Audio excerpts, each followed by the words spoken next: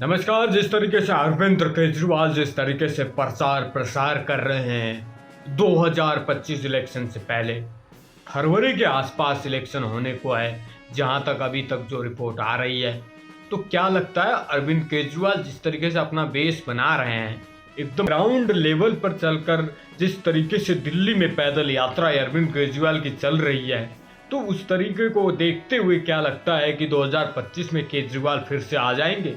जिस तरीके से एक तरफ झारखंड और महाराष्ट्र के इलेक्शन की तैयारियां चल रही थी, जोरों शोरों से प्रसार चल रहे थे, तो अरविंद केजरीवाल का ध्यान सिर्फ दिल्ली में था और दिल्ली में प्रचार प्रसार कर रहे थे ग्राउंड लेवल पर, बिल्कुल झुग्गी झोपड़ियों में, जहां भी मोहल्लों में, हर तरफ जा रहे थे। हर तरफ जाने का उनका प्रयास अभी भी है। जिस तरीके से जो वो ग्राउंड लेवल पर जा रहे हैं, कहीं पर पहुंच जा रहे हैं, पैदल यात्रा उनकी चल रही है और हर आम आदमी से मिलने की कोशिश की जा रही है जिस तरीके से अरविंद केजरीवाल के द्वारा।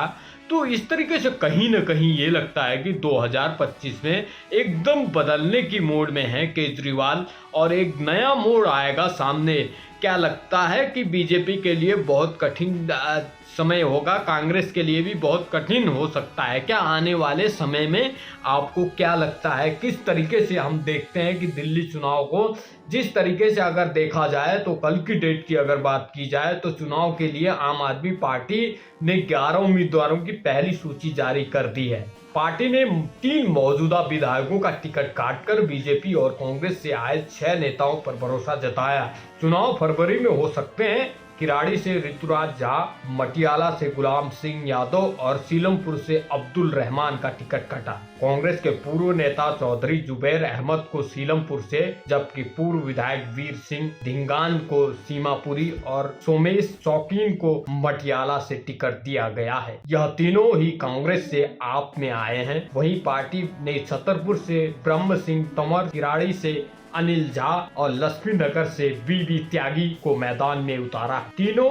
हाल ही में बीजेपी छोड़कर आम आदमी पार्टी में शामिल हुए। पार्टी के प्रदेश संयोजक गोपाल राय ने बताया कि यह फैसला पार्टी की पॉलिटिकल अफेयर्स कमेटी की बैठक में हुआ। उन्होंने कहा कि इस सूची में अधिकतर सीटें वे हैं जहां फिलहाल आम आदमी पार्टी के विधायक नहीं, ताकि इन क्षेत्रों में पार्टी का अभियान तेज किया जा सके। उन्होंने यह भी कहा कि उम्मीदवारों का चयन सर्वे और जनता की प्रतिक्रिया के आधार पर किया गया है। तो जिस तरीके से आप देख सकते हैं कि दिल्ली में एकदम अरविंद केजरीवाल एकदम ग्राउंड लेवल पर आकर जिस तरीके से ग्राउंड लेवल की राजनीति करने की कोशिश कर रहे हैं, लोगों के बीच एक विश्वास बना रहे हैं। जिस तरीके से अरविंद केजरीवाल शराब घोटाले मामले में जिस तरीके से जेल गए थे, उसके बाद अब अरविंद केजरीवाल की वापसी हुई और ग्राउंड लेवल पर चलते हुए पैदल यात्रा, एकदम आम आदमी हूँ कहते हुए जिस तरीके से अरविंद केजरीवाल चल रहे हैं,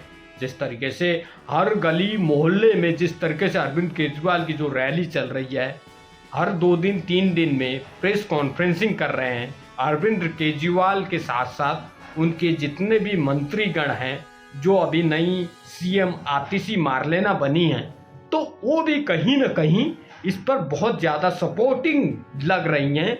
और दूसरी तरफ अगर बात की जाए तो जो इनके अपोजिट में जो पार्टियां हैं, वो अभी तक प्रचार प्रसार के लिए मैदान में उतरी नहीं हैं और ये अरविंद केजरीवाल अभी बिल्कुल अपना छाप छोड़ने के लिए बिल्कुल तैयार हो चुके हैं। छाप छोड़ने की कोशिश कर रहे हैं कि जेल से आने के बाद भी मैं आम आदमी पार्टी का हूं। और जिस तरीके से हरियाणा में जो हार इन्होंने देखी, जिस तरीके से अरविंद केजरीवाल खुद दिल्ली के मुख्यमंत्री रहते हुए उसके बाद इस्तीफा देकर जिस तरीके से हरियाणा में प्रचार प्रसार किए, उसके बाद देखा गया कि आम आदमी पार्टी हार गई।